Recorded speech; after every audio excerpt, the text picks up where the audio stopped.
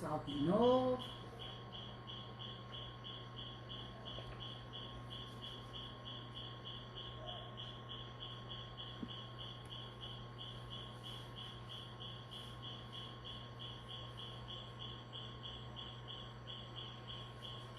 Boa noite, quem é que vai entrando aí? Seja bem-vindo, a casa é sua. Já passei álcool, pra não contaminar ninguém aí.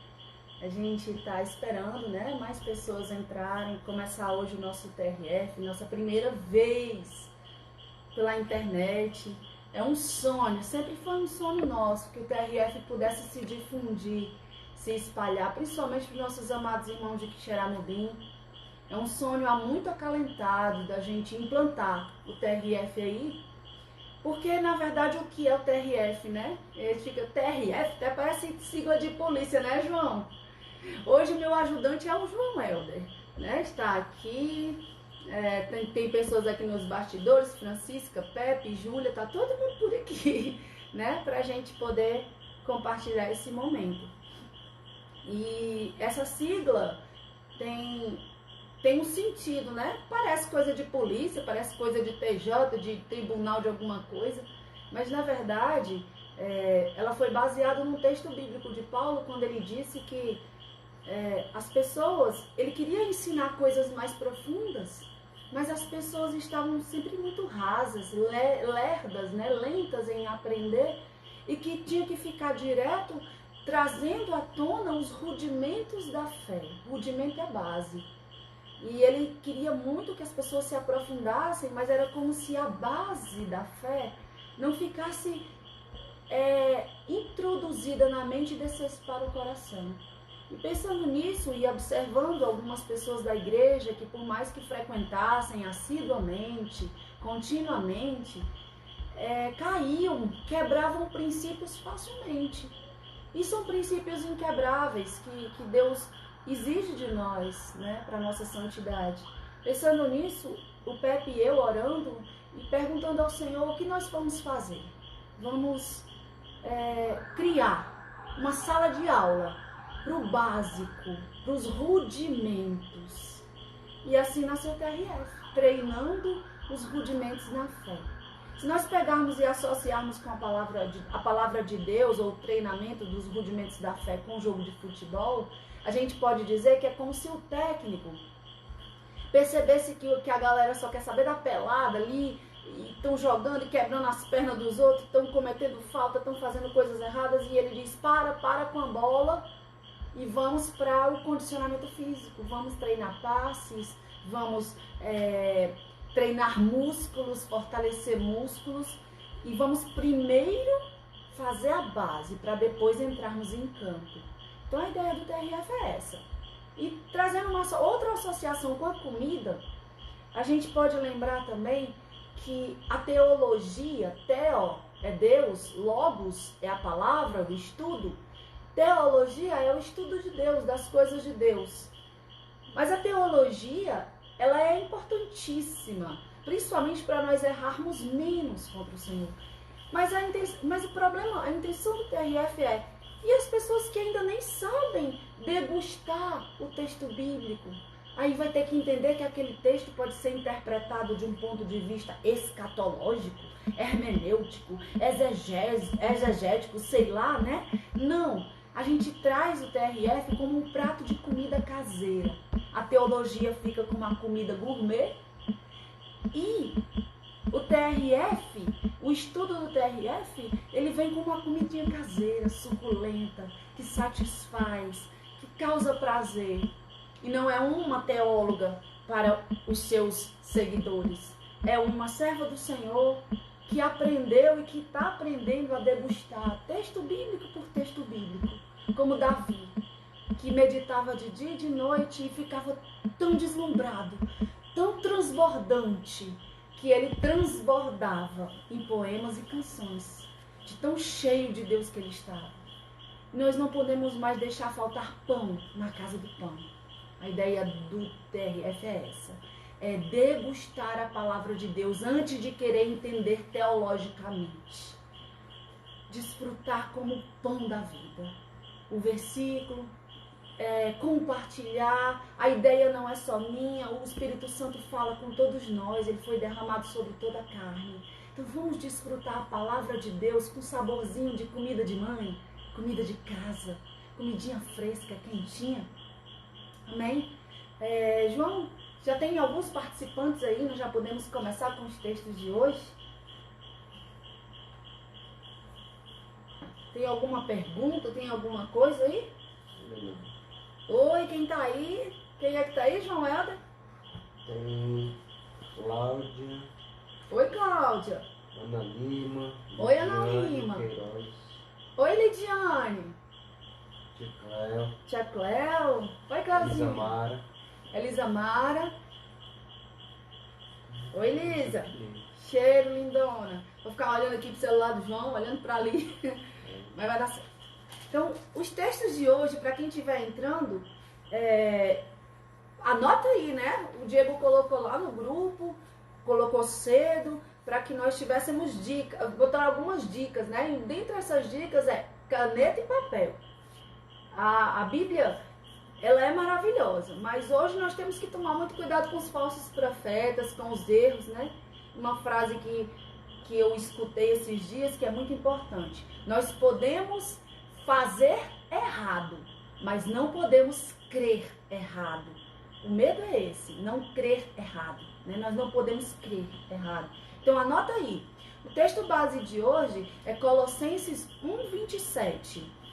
Nesse versículo que nós vamos olhar em várias traduções, daí nós vamos também trabalhar mais duas passagens bíblicas. O João Helder vai ler, não agora, daqui a pouco, Efésios 3:6 e também o Evangelho de João 17. Aqui eu coloco para você meditar em casa depois do 1 ao 5. O João Helder vai ler só o 5, versículo 5. Então essas três passagens bíblicas, elas vão estar norteando o nosso estudo hoje. Colossenses 1:27, Efésios 3, versículo 6 e Evangelho de João, capítulo 17, do 1 ao 5. Nós vamos ler o 5. Mas para começar, a gente precisa se inteirar do que é essa carta aos Colossenses. Primeiro, a maioria dos escritos, a maioria dos teólogos, dos historiadores, chegaram ao consenso de que realmente Paulo escreveu essa carta, embora alguns pudessem desconfiar porque é um pouco mais diferente, mas a justificativa disso é porque ele já estava mais velho, já foi bem próximo da morte dele, ele estava preso em Roma, possivelmente em Cesareia, porque era uma prisão mais livre, porque ele recebia visitas, né, até do próprio Epáfras mesmo, que foi o irmão que implantou a igreja na cidade de Colossos. E Epáfras era um homem maravilhoso, um servo fiel do Senhor, como Paulo mesmo diz, um ajudante, né, um colaborador fiel. E ele, que muito zeloso, vai visitar Paulo e diz para Paulo que apesar da igreja estar bem, dos irmãos estarem sendo conduzidos de uma forma, pelo Espírito Santo de uma forma gloriosa, tinha um pontinho que estava marcando lá e que estava preocupando ele. Alguns teólogos dizem que era como se estivesse nascendo uma teologia, umas heresias lá. Outros dizem que não foi bem uma heresia formada, uma teologia diferente, mas essa carta de Colosso, aos Colossenses, traz uma advertência de Paulo. É como se Paulo estivesse dizendo na carta inteira: cuidado com as tendências. Então não eram bem teologias, eram costumes que estavam querendo trazer para dentro da igreja, eram tendências, era uma espécie de encabrestamento para os irmãos, você tem que fazer assim, assim, assim, e eram coisas que não estavam condizendo com a doutrina do Cristo. Eles estavam reduzindo o Cristo, né, a qualidade mais baixa do que anjos, estavam idolatrando anjos. E aí toda a epístola, toda a carta de Colossenses Paulo traz um monte de atributo de Jesus como rei, como o Senhor, o cabeça da igreja. O tempo todo ele prova para as pessoas o poder, a divindade, o triunfo, a glória do Cristo como Filho de Deus. E essa carta foi escrita mais ou menos 60 anos depois de Cristo. Encontra numa cidade que é pequena, que é próximo a Éfeso, é próximo também de Laodiceia, se eu não me engano, e eles ficam numa situação meio complicada, porque era uma cidade que já foi muito grande, muito próspera, e que agora não é. Mas o povo de lá acaba pegando muitos costumes, né? Então Paulo ele vai trabalhar, vai reparar essa fé. Vamos lá para o versículo. Eu trouxe aqui algumas traduções. E é importante que você valorize sua Bíblia, né? A gente respeita todas as traduções. Eu peguei aqui umas traduções que sejam mais relevantes para o nosso estudo. Eu tenho e gosto mais da King James, que é a que eu trabalho mais com ela. Eu gosto porque ela é um pouco mais poética, mas ela é traduzida do inglês. E lá, Colossenses 1:27 diz: a quem Deus, entre os que são judeus, aprove dar a conhecer as riquezas da glória deste mistério. Isto é, Cristo em vós, a esperança da glória. Mas eu tenho também aqui a tradução a nova tradução da linguagem de hoje, que essa é uma linguagem mais acessível aos jovens, né, aos que estão começando, porque é uma linguagem mais fácil. Ela perde um pouco da poeticidade bíblica, mas ela traz uma tradução que equilibra muito com o nosso discernimento, então fica mais fácil. E nesse versículo ela diz: o plano de Deus é fazer com que seu povo conheça esse maravilhoso e glorioso segredo que ele tem para revelar a todos os povos. E o segredo é este: Cristo está em vocês, o que lhes dá a firme esperança de que vocês tomarão parte da glória de Deus. Eu tenho a tradução da Shed, que é a Almeida atualizada, que diz: aos quais Deus quis dar a conhecer qual seja a riqueza da glória deste mistério entre os gentios, isto é, Cristo em vós, a esperança da glória. E eu tenho aqui, por último, uma tradução que hoje é, digamos que seja a Bíblia do momento. É a Bíblia que está sendo mais vendida, que é a Nova Versão Transformadora, NVT. E é uma tradução muito bonita. E ela não vem da tradução de inglês, ela vem direto do aramaico, do hebraico e do grego. Portanto, é uma tradução mais próxima da realidade. E também não deixa de ser poética. E diz: pois Deus queria que eles soubessem que as riquezas gloriosas desse segredo também são para vocês, os gentios. E o segredo é este: Cristo está em vocês, o que lhes dá a confiante esperança de participar de sua glória. Lançando isso, eu já começo a fazer a primeira pergunta. E aí, João ainda vai acompanhar aí as perguntas, o que é que as pessoas vão dizendo, né, João? Segura o celular, João, fica mais fácil de enxergar direitinho. A primeira pergunta para você é: o que é essa glória que está falando no versículo, né? Pegando aqui da King James: a quem Deus entre os que não são judeus aprove dar a conhecer as riquezas da glória. E aí eu pergunto para você: o que é essa glória? Que glória é essa que tem um mistério? Alguém pode me responder?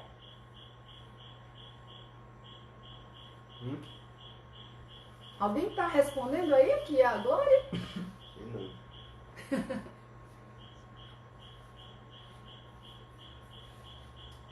Enquanto vocês me respondem, João Helder, por favor, vai lá para João 17. Aí já. Lê para mim aí o versículo 5. João 17. Vocês aí em casa podem acompanhar e depois ler do 1 ao 5, porque é uma complementaridade. O Joel vai ler aqui o 5. E agora, Pai, glorifica-me junto a Ti, com a glória que eu tinha contigo antes que o mundo existisse. Amém? Glorifica a mim, com a glória que eu tinha, né, contigo antes de vir ao mundo. Aqui a gente já tem uma pista do que seja a glória. Alguém aí respondeu? Alguém já deu alguma sugestão, João Helder? Não? Vou repetir a pergunta para que você participe comigo. Eu não sei tudo, eu preciso da sua ajuda. O que é essa glória que ele está dizendo? Que segredo manifestado? Que glória é essa, né? Que mistério da glória é este que ele está falando? Que glória é essa? A gente precisa entender o texto bíblico para poder a gente entender o que é o segredo. E aí, deixando um pouquinho mais claro para vocês, lembra que as pessoas sempre falam assim: ai, você está muito bem, qual é o segredo da sua juventude? Qual é o segredo da felicidade? As pessoas, elas estão sempre procurando o segredo das coisas.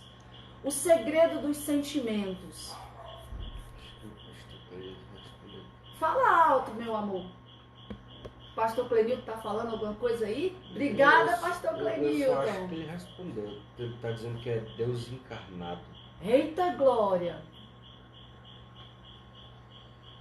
Sim, tem mais. Jesus Cristo ressuscitado. Isso, que bom. Amara Barros disse Jesus Cristo ressuscitado. O que mais? Pastor Clenilton disse o quê?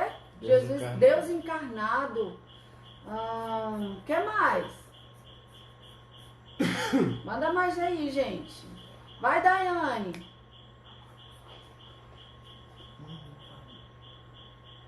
Tem mais alguém aqui? A Manu falou? Quem mais? Repete aí pra mim, por favor, que o Joelder passou aqui pra cima.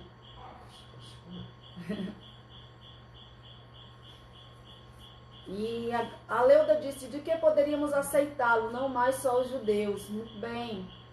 Jesus Cristo ressuscitado. É isso. Então vamos entender aqui um pouquinho dessa glória. E aí a Leuda já deu uma resposta do que é esse segredo, né? É que essa glória, ela foi manifestada não só para os judeus, como no começo, mas ela foi manifestada para nós. Olha que bênção. Quem vai entender isso, né? Um povo simples, gentil, significava selvagem, significava o povo idólatra, que não queria Deus. E depois ele toma um contexto de que gentil é aquele que não é judeu, que não aceita os preceitos judaicos. Manu Camisetas respondeu: essa riqueza da glória é o depósito de suprimentos que Deus tem para nós. Ele supre em tudo. Eita glória, menino, que coisa boa esse povo participando aí. Tô gostando de ver. É tudo isso, junta tudo, é muito mais, né? E essa glória que Jesus fala, olha que interessante. Jesus deixa a glória no céu e desce em forma de homem, né? Ele vem para nos mostrar que nós podemos ser como ele. Ele passa a ser como nós, para que a gente passe a ser como ele. Isso é uma glória. E quando ele vai morrer, um pouco antes de morrer, ele diz assim: Pai, glorifica-me de novo. Eu perdi essa glória, eu deixei essa glória aí e eu vim para mostrar para os homens como se deve viver aqui na terra, e dá para viver como se fosse no céu. Dá para viver o céu na terra. Eu provei que dá. Agora me glorifica de novo. Me traz de novo a glória da vida. Se nós pudéssemos trocar em miúdos, nós poderíamos dizer assim: obrigada, Deus. Jesus dizendo: eu tive a experiência de ser humano, eu tive a experiência de ter uma vida na terra, mas me dá de volta a vida no céu. E aí outra pergunta para você, que eu vou fazer: você tem negociado a sua vida? O que você tem preferido? A glória dessa terra ou a glória do céu? Que vida você tem escolhido? E existe uma regra, existe um caminho. E esse caminho é Cristo em vós. É uma alternativa. Mas quando eu escolho Cristo em mim, eu não tenho mais como fugir. Eu não tenho mais como viver. Como Paulo mesmo disse, né? Eu não vivo mais para mim, mas Cristo vive em mim. E aí, João Helder, lê para mim Efésios 3:6. Irmãos vão dando opinião aí, né? Eu vou ficar com meu celular aqui. Vai. Efésios 3:6. Olha para mim aí.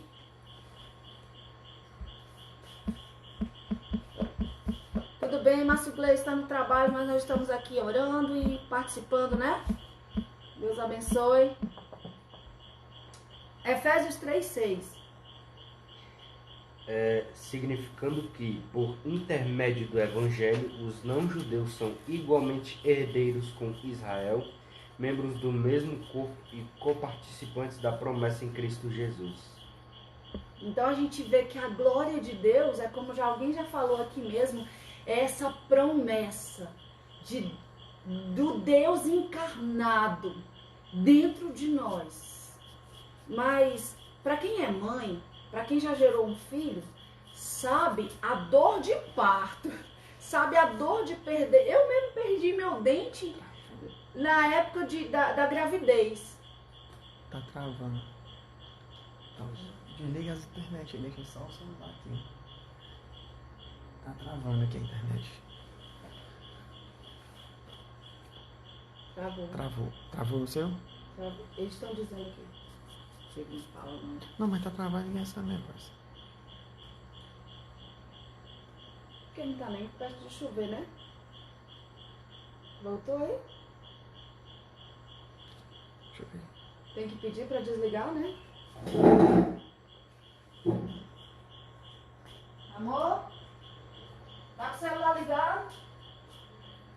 Tem que desligar aí, tá travando a internet. Quer dizer que desligar, deixar só um usando, né? Só falar do Diego. Mas a Júlia tá usando também. Fala aí com ela. Não é isso não, porque caiu. Reconectou? Tá conectado com o Wi-Fi? Voltou não? Voltou? Voltou?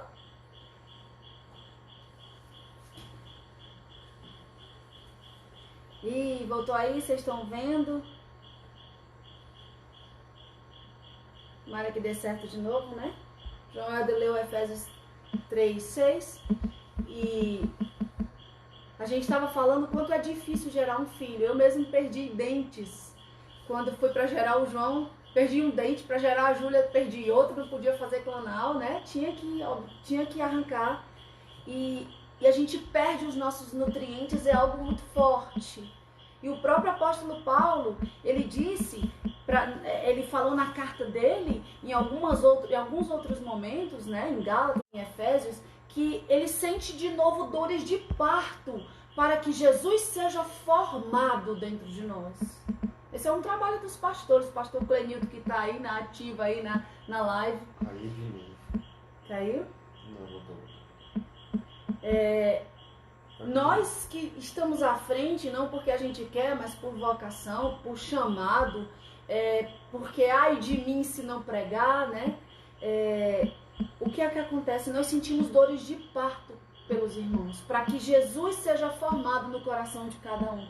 Mas não é fácil. Não é fácil porque cada um tem seu limite, cada um tem seu tempo, cada um tem seu orgulho a ser quebrado.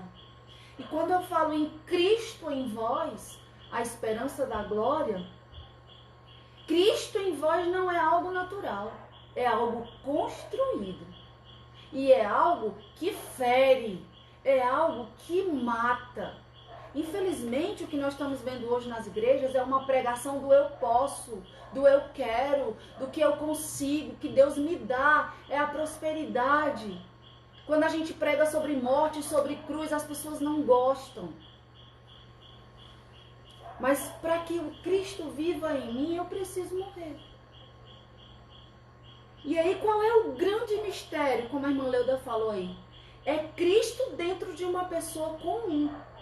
Mas para o Cristo viver dentro de uma pessoa comum, a pessoa comum precisa morrer. E deixa eu te dizer uma coisa, não existe Jesus genérico. Não existe Jesus genérico. E o que nós estamos vendo, as igrejas colocando um Jesus misturado. Não, é um composto. Ele é parecido com o Jesus real, mas aceita tais coisas. Venham para a nossa igreja.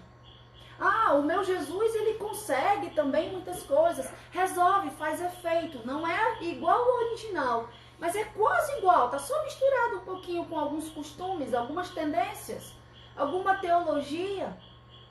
E Paulo, na carta de Colossenses, ele estava preocupado exatamente com essas tendências. Queridos, se não existe Jesus genérico, não há como adaptar as regras do Senhor. E como Cristo pode viver em nós? E aí eu te dou 3 pontos, se você quiser anotar. 1. Se você pegar o primeiro capítulo de Colossenses e ler, você vai ver 3 verbos. Lá vem eu para aula de português, né? Mas aí eu estou te acrescentando alguns conhecimentos, algumas coisas que você já sabe, estou relembrando para você. 1. Anota esse verbo aí. Transportar. 2. Reconciliar. E 3. Apresentar. Você vai notar que nesse capítulo, primeiro capítulo de Colossenses, ele vai tratar desses 3 verbos. São 3 ações. Verbo é a ação, é a parte viva da frase. Ele é tão vida que o próprio Jesus foi chamado de verbo, a palavra que move. No princípio ele era o verbo era Deus, o verbo estava com Deus e ele se fez carne e habitou entre nós. Verbo é movimento, ação. E vem também da palavra motivos, motivação. Então a palavra motivação é o quê? O movimento de Deus dentro de nós. Isso é motivação. E ele vai dar esses 3 verbos para a gente situar como nós podemos ter Cristo vivendo em nós. Primeiro, transportar. Esse verbo, quando Paulo fala, ele diz assim: nós fomos resgatados do domínio das trevas e fomos transportados para o reino dos céus. Não tem como Jesus viver em mim se eu não sair do lugar do domínio das trevas. Eu não posso trazer as trevas para dentro da igreja. Eu não posso conviver a treva com a luz. Jesus é a luz do mundo. Então, primeiro eu tenho que perguntar: eu fui de fato transportado? Você conseguiu ser transportado? Você já saiu do domínio das trevas? Eu não estou dizendo que você não vai pecar mais. Mas eu estou dizendo que você odeia o pecado. E que você se sente muito mal quando você peca. Aí você já foi transportado do domínio das trevas para a gloriosa luz do Senhor, para o reino do Senhor. Transportar. Já foi transportado? Segundo passo, reconciliar. Jesus me tira do lugar das trevas, ele me coloca na maravilhosa luz. Transportou. Não foi por telepatia, né? Foi por resgate. Aí ele vai agora reconciliar. Ele diz: você se arrepende do que você fez? Você crê no plano da cruz? Você crê que eu existo, que eu sou Deus? E que tudo foi um plano para salvar a humanidade? Para reconectar a humanidade com Deus? Sim, eu creio. Então eu te reconcilio hoje. Eu te coloco Wi-Fi infinito, banda larga, em tempo real. É o Wi-Fi conectado com o Senhor. A reconciliação. E nessa reconciliação, eu só quero ouvir o que é para Ele, o que é dele e o que é com Ele. Arde no meu coração a vontade de estar perto. Sabe aquela paixão? O começo da paixão que a gente quer ver a outra pessoa, a gente quer dormir com outra pessoa, a gente quer acordar com outra pessoa, a gente quer comer com ela. Só faz sentido se a gente estiver com ela. Essa é a reconciliação de quem quer ter Cristo vivendo em si. E o terceiro ponto, apresentar. Quando a gente vai para o vestibular, a gente não vai para marcar unidunité, salame mingue, a gente se prepara. Quando a gente vai fazer qualquer concurso, a gente se prepara. A gente tem que estar capacitado para assumir um cargo, para assumir uma gerência, uma liderança. E a gente vê aqui nesse capítulo que Jesus, ele apresenta os seus filhos aprovados diante de Deus. Ele não pode viver em mim se eu não estiver aprovado. Eu tenho que ser apresentado nesse reino. nesse plano por Jesus, de acordo com o quê? Com a minha decisão de morrer para mim mesmo e viver para Deus. Mas sabe, como professora de português também, eu vejo interessante, João Helder, você podia até me dar uma opinião. Ele diz assim: você foi transportado, você foi tirado do domínio das trevas e foi transportado para o reino de Deus. Ok, eu te reconciliei com o Pai, eu vim para isso, reconciliar o homem com Deus. Aí você se capacita, você busca e eu te apresento ao nosso Pai e você faz parte agora da glória. Aí ele usa um versículo, Paulo usa uma expressão, ele diz, desde que... O que o desde que significa, João Helder? Condição, tipo, tem uma condição para você conseguir. Isso, muito bem, tem uma condição para que Cristo viva em mim. E Cristo viver em mim é a única forma de eu ir para o céu. Para eu realmente viver a vida eterna. Como ele disse, Pai, me glorifica agora, porque eu desisto, acabou, eu cumpri minha missão aqui na terra, eu quero minha vida de novo no céu. Uma coisa que eu achei muito interessante que eu ouvi é: você quer ir para o céu ou você quer ir para Deus? Que pergunta é essa, né? Você quer ir para o reino do céu ou você quer ir para o Abba? Você quer ir para o Pai? Se pergunta aí. É mais importante ir para o céu ou é mais importante voltar para o Abba? E a gente se preocupa muito de ir para o céu com uma sensação de ser salvo. Mas Jesus aqui, ele foi além.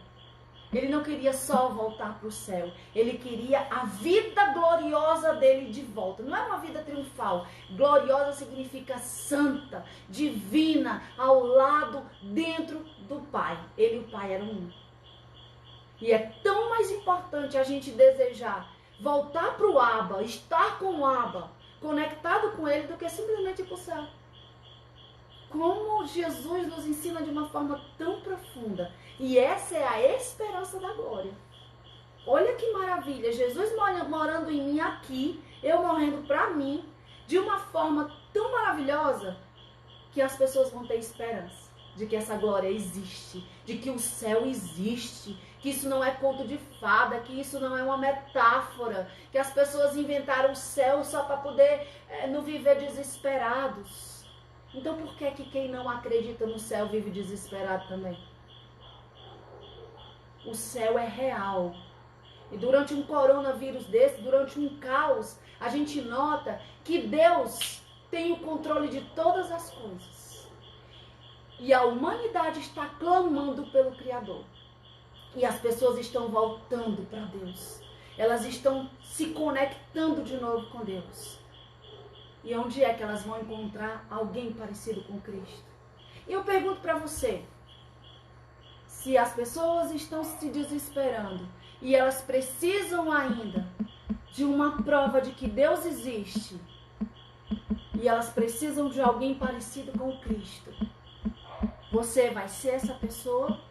Você é essa referência de Cristo para que elas possam se achegar? Ah, tia Sara, mas eu peco. Tia Sara, eu erro muito, eu sou muito imperfeito. Oh, que maravilha, que bom. Todos nós somos. Não existe ninguém perfeito.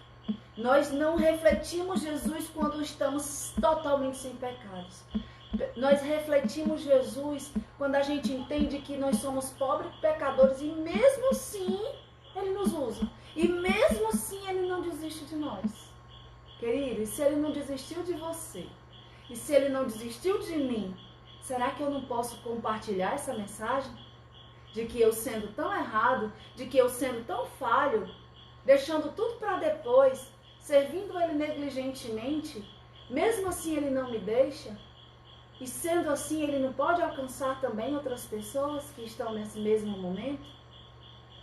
A pergunta é, Cristo está em você a ponto de arder em você o desejo de propagar a esperança da glória? A glória de que existe Deus que planejou tudo por te amar, para te levar para Ele, não só para o céu, para Ele. Olha que bênção, que mensagem linda que o mundo vai precisar ouvir depois desse caos, e esse caos vai passar? Cristo em vós. Esse é o maior segredo, é o maior mistério. Interessante que tem uma frase de Shakespeare. William Shakespeare, um dos maiores dramaturgos, escritores ingleses que a humanidade já conheceu, e ele diz uma frase assim: há mais mistérios entre o céu e a terra do que pode imaginar a nossa vã filosofia. E a filosofia, os historiadores, os pesquisadores religiosos, os sábios letrados, né, os que procuram na letra, todos eles querem responder que segredo maior da vida é esse. E Paulo está dizendo aqui em Colossenses 1:6 que o maior segredo da vida é Deus dentro de nós. Deus estando conosco. Porque aí a gente passa por um câncer e vence. A gente passa por uma calamidade financeira e vence. A gente passa por uma doença na família, uma morte, uma preocupação exacerbada. A gente vai perdendo coisas e vence. Que mistério é esse, João Helder? Que a ciência não explica, os psicólogos não explicam completamente, mas todos dizem uma coisa: que as pessoas que têm fé são mais fáceis de serem tratadas. As pessoas que têm fé são elas que são mais rapidamente curadas. Então existe um mistério aí, não existe? Que ninguém explica. E por mais ateu que os médicos sejam, e que os cientistas sejam, eles sempre dizem assim: você tem alguma fé? Então busque na sua religião, peça ao seu Deus, reze, que ajuda no tratamento. É comprovado cientificamente que as pessoas que têm uma conexão com Deus, que têm os seus momentos de oração e que mantêm a sua fé viva, ajudam na medicina, no tratamento e na cura. Cristo em vós, a esperança da glória. Tem mais algum comentário aí, João Helder? A gente está doido para ver você falando aí. Tem alguém aí? O João está com os miolos aqui perturbados, né, João? Rosângela Nogueira. Oi, Rosângela. Disse: ninguém explica Deus. Glória a Deus, ninguém explica Deus. Boa, Rosângela. Nós não explicamos Deus porque Ele é imenso. Nós não temos dimensão do tamanho de Deus. Mas sendo Ele tão imenso, teve coragem de entrar num vermezinho como nós e habitar dentro de nós. Que coisa tremenda, que mistério é esse, que segredo glorioso. Isso arde realmente no nosso coração, né? Alguém mais comentou, João? Edileuda Lobão disse, e ainda disse que Deus nos quis revelar o mistério. Ele veio para nós, os gentios, maravilhoso. Glória a Deus, Leuda, é isso mesmo. Porque ainda é mais mistério ainda. Porque todo mundo sabe que Deus, esse Deus, como a gente vê de um ponto de vista monoteísta, um Deus só, os únicos povos da humanidade que só tinham um Deus eram os judeus, os hebreus. Os outros povos eram pagãos, politeístas, tinham vários deuses. Mas os hebreus só tinham um Deus, único, verdadeiro. E a Bíblia diz que o Messias veio para eles. E aí eles não receberam, mas também a gente não pode julgar os judeus, não. Eles são tementes, sim. O problema é que como é que Deus é um só e Jesus vem dizendo que Ele e o Pai são um, e ainda apresenta o Espírito Santo. Então um Deus uno sendo três, mas na verdade esse três é um só, é como um triângulo. Cada um com seu lado. Um não vive sem o outro e os três são um só. E foi muito difícil para o judeu entender isso. E aí o que acontece? Cristo, ele se derrama dentro do povo comum, dos gentios, e chega até nós. Que maravilha, mas o que nós vamos fazer com isso? Nós vamos fazer o que com Cristo em nós? Nós vamos deixar transbordar como Davi deixou? Ou nós vamos esconder para nós? Ficar só preservado dentro das igrejas esperando o dia da vinda? Querido, deixa eu dizer uma coisa para você. Se Jesus já veio na sua vida, espalha Jesus para os outros. Não guarda só para você, não. Cristo em você é a esperança de que seja transbordada a história da glória, de todo esse plano. Cristo em mim, a esperança da glória. Essa é a trombeta que tem que tocar antes de Jesus. É a trombeta que a igreja toca. Ei, olha pra mim, olha aqui, olha como eu sou falho, pequeno, Jesus mora em mim, eu venci, você vai vencer também. Eu não sou melhor do que você vai conseguir também. Vem cá, deixa Cristo morar dentro de você. Essa é a esperança que nós temos que espalhar. Essa é a sensação que nós temos que passar para o mundo depois desse caos. E se Cristo está em você, você não vai viver o caos. Você não vai se desesperar. Sabe aquela música que diz assim? Eu sei cantar não, mas você faz de conta que foi o Pepe canto aqui. Né? Não morrerei enquanto a promessa não se cumprir, né? Quem tem promessa de Deus vence o mal. Vença o mal, vença o medo. Cristo está em você. Travou de novo, né? Melhor, tia Sara, você ficar com o celular, porque ele não tá acompanhando. Vai terminar, vamos terminar. Já quer terminar? Que horas são? Quanto tempo já? 40 e... aqui dentro de casa. 41. A Gília. A Júlia parou, Francisco? Ainda tá travado? Tá travado ainda? Tá.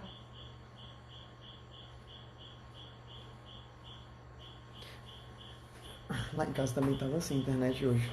Deve ser porque todo mundo tá usando internet hoje, negócio de Wi-Fi. O mundo todo.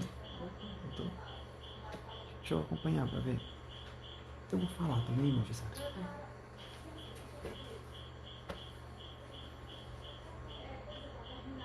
Vê lá assim. Voltou? Uhum. Vai lá. E aí, sei que tá travando, né, queridos? Não é como ao vivo, mas qualquer coisinha que você puder participar aí, qualquer coisinha que você aprendeu, que você já sabia, que você quer compartilhar conosco, que você quer dizer para nós, de experiência pessoal com esse assunto, diz aí, participa. A gente vai já encerrar porque tá travando, não é muito legal. Mas eu espero que tenha ficado alguma lição. Se você puder dizer aí o que foi mais relevante, importante para você nessa noite, sobre este versículo, Cristo em vós, a esperança da glória, e Deus escolheu a nós para revelar esse segredo, nós gentios, tão pequenos, tão comuns.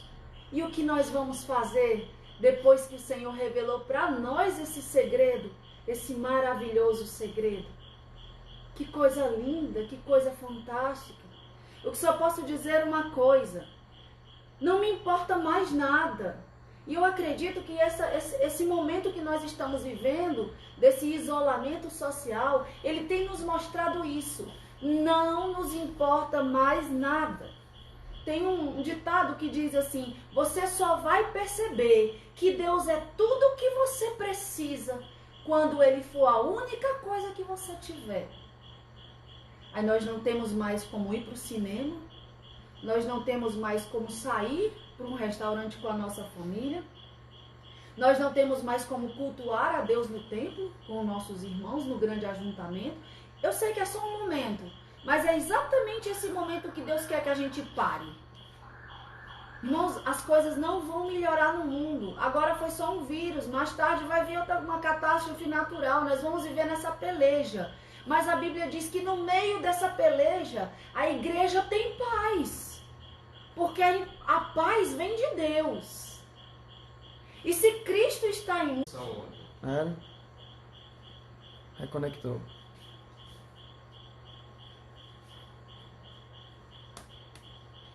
E aí, voltei.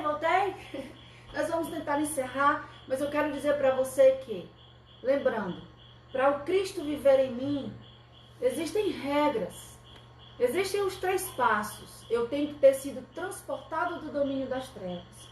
Tia Sara, eu ainda luto com pecado. Eu tenho coisas escondidas que eu nem confesso. Querido, deixa eu te dizer uma coisa. Você domina a sua mente. Você domina o seu coração. Se é pornografia, se é pecado escondido, se é procrastinação. A procrastinação é deixar as coisas de Deus para depois, empurrar com a barriga. Começa a vencer isso. Você pode durar um dia pelejando com a sua mente, 2 dias, 10 dias, 1 ano, não importa. O Cristo está em você e Ele é tardio em irar-se. É um processo, Ele espera, mas combata o pecado na mente.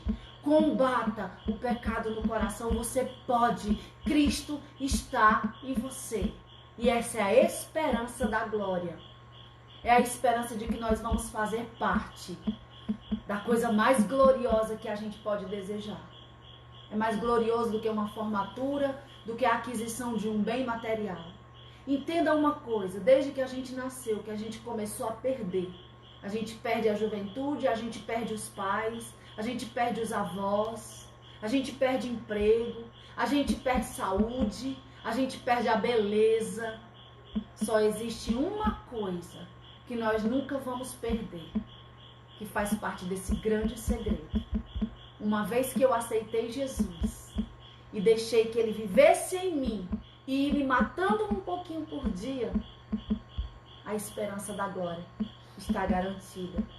Deus está assinando, carimbando com o selo, que é o Espírito Santo, de que eu vou passar por todas as aflições, mas eu vou passar parecendo com Cristo, espalhando Cristo, na minha humildade, porque se eu for arrogante, o Cristo não mora em mim. O Cristo é sinônimo de humildade. E esse vírus veio para dizer e para mostrar que nós não somos nada. Não existe cargo, microfone, talento, dons que possam resistir diante disso tudo. E aí a gente reconhece que não é nada. E quando a gente reconhece que não é nada, Ele vem com mais força. Estar em nós, viver em nós. Cristo em você vai ser a esperança da glória para o Brasil, para o mundo, para a sua cidade, depois que tudo isso passar. Amém? Algum comentário, alguma coisa? Irmãos, vocês querem dizer alguma coisa, alguma palavra, acrescentar numa palavra, numa frase? Eu dei a sugestão que a gente vai colocar uma caixinha lá nos stories, certo? Para saber o que foi relevante hoje no estudo para as pessoas. Tá bom. E aí, ela compartilhando lá, escrevendo, a gente vai estar publicando lá nos stories. Muito Qualquer bem. coisa, se tiver uma réplica da gente, a gente põe com a réplica. Ok. Deus abençoe vocês. Muito obrigado pela paciência. A internet está meio ruim, né? Mas que tenha ficado alguma coisa, que o Espírito Santo trabalhe naquilo que ficou. A Bíblia diz que a palavra de Deus não volta vazia. Não esqueça. Leia em casa novamente as referências que foram dadas. Colossenses 1, 27, Efésios 3, 6, Evangelho de João, capítulo 17, do 1 ao 5. Reveja. Lembra de uma coisa. A palavra, ela é inesgotável. Quem se esgota sou eu, porque o meu conhecimento é limitado. Eu me esgoto na palavra, mas a palavra não se esgota. Então você pode tirar mais lições de tudo isso. Você pode ir além do que a gente conseguiu ir aqui. E que Deus te abençoe e entenda que você é parte do reino, que tem promessa de Deus sobre a tua vida e que você vai impactar essa geração. Queira isso, deseje isso e o mais Jesus fará. Beijo grande, irmãos. Deus abençoe a cada um. Deus proteja, prospere. Seja você um sacerdote com Jesus nessa geração.